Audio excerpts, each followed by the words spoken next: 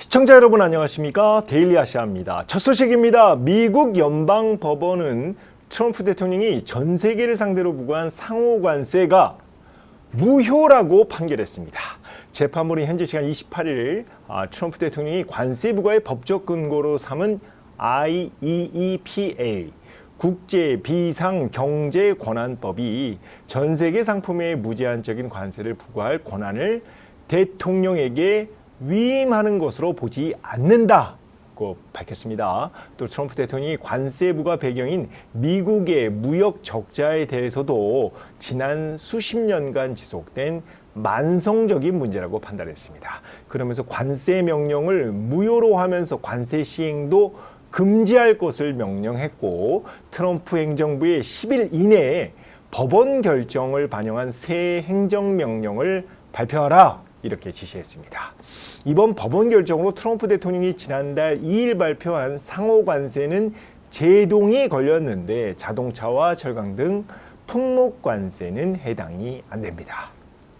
트럼프 행정부는 즉각 항소했고, 백악관도 이번 판결에 사법 쿠데타라며 크게 반발하고 있습니다. 항소 법원을 거치더라도 양측 모두 승복하지 않을 가능성이 커서 결국 최종 판단은 연방 대법원에서 내려질 것으로 보입니다. 최종 판결이 나오려면 몇 년이 걸릴 수도 있습니다.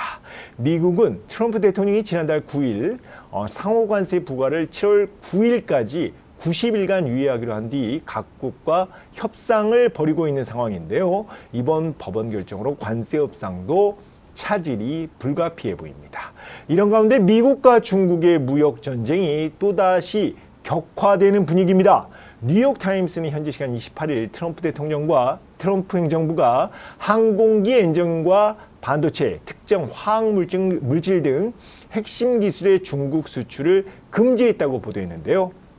미국 상무부는 중국 국영항공사인 중국 상용항공기공사에 대한 미국 기업들의 부품과 기술 수출을 중단시켰습니다. 또 미국 반도체 설계용 소프트웨어 개발 업체 케이던스 디자인 시스템즈와 시놉시스, 지멘스 ED에 대해 중국 수출을 중단하라 이렇게 통보했습니다.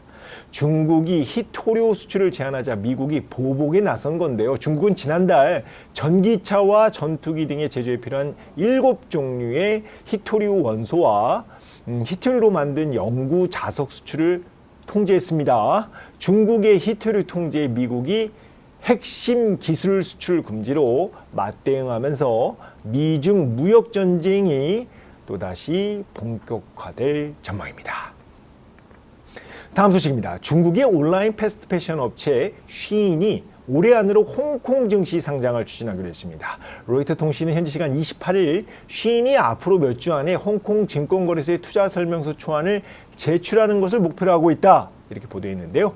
쉬인은 2023년 미국 뉴욕에서 IPO를 추진했다가 중국 신장 지역에서 강제노동으로 생산된 면화를 사용한다는 의혹 등으로 불발됐는데요. 그러자 지난해 쉬인은 영국 금융감독청에 IPO 관련 서류를 제출하고 올해 런던 증시에 상장한다는 목표를 세웠지만 중국 증권감독관리위원회의 승인이 지연되자 홍콩 증시로 방향을 튼 겁니다. 로이터 통신은 미국 등 북미 시장을 메인으로 삼은 쉬인이 중국 기업이 아닌 글로벌 기업임을 증명해 서방 투자자들의 자금을 끌어들이고자 뉴욕과 런던 즉시 상장을 추진했다는 점에서 홍콩으로의 방향 전환은 기존 전략에 반하는 것이라고 지적했습니다. 다음 소식입니다. 올해 대만 수출이 사상 최대를 기록할 것이라는 전망이 나왔습니다.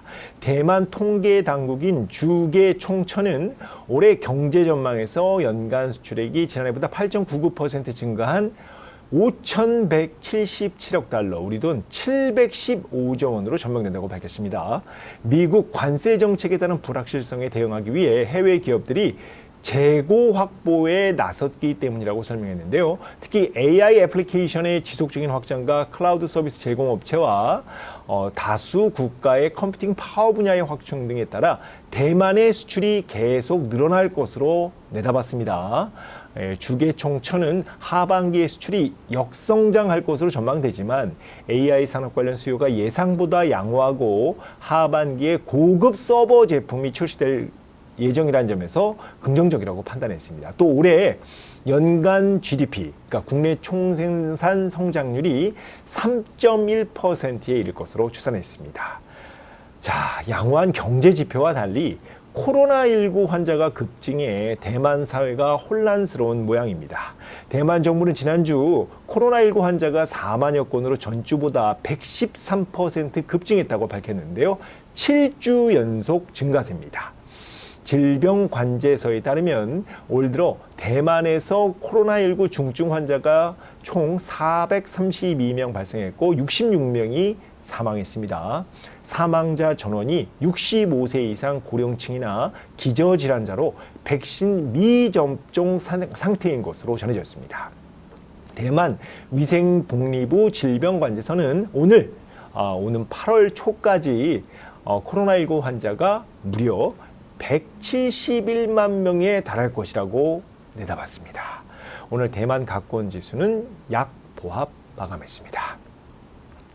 다음 소식입니다. 인도네시아 당국이 중국 동영상 플랫폼 틱톡이 시장을 독점할 수 있다며 후속 조치를 요구했는데요.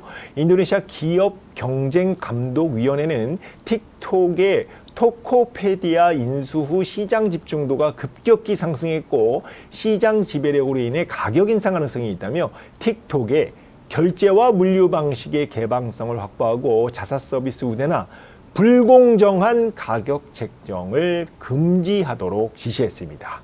또 틱톡의 향후 2년 동안 3개월마다 월간 보고서를 제출하고 인수 전후 거래 기업 목록과 계약서도 내라고 명령했는데요.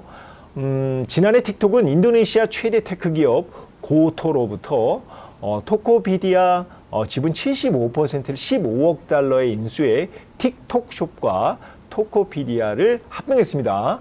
인도네시아 정부가 틱톡의 고성장세를 견제한 건데 미국도 사정은 비슷합니다. 미국에선 개인정보 이유와 국가안보를 이유로 틱톡 금지법까지 생길 정도인데요. 오는 6월 19일까지 틱톡의 모회사 바이트댄스가 미국 내 사업을 미국 기업에 매각하지 않을 경우 틱톡은 미국 앱스토어에서 퇴출될 예정입니다. 다만 지난 대선에서 틱톡 덕을 톡톡히 본 트럼프 대통령이 매각 기한을 연장할 가능성도 적지 않습니다. 참고로 틱톡과 모회사 바이트댄스 모두 비상장사입니다. 데일리 아시아 오늘 준비한 거는 여기까지입니다. 지금까지 시청해 주셔서 감사합니다.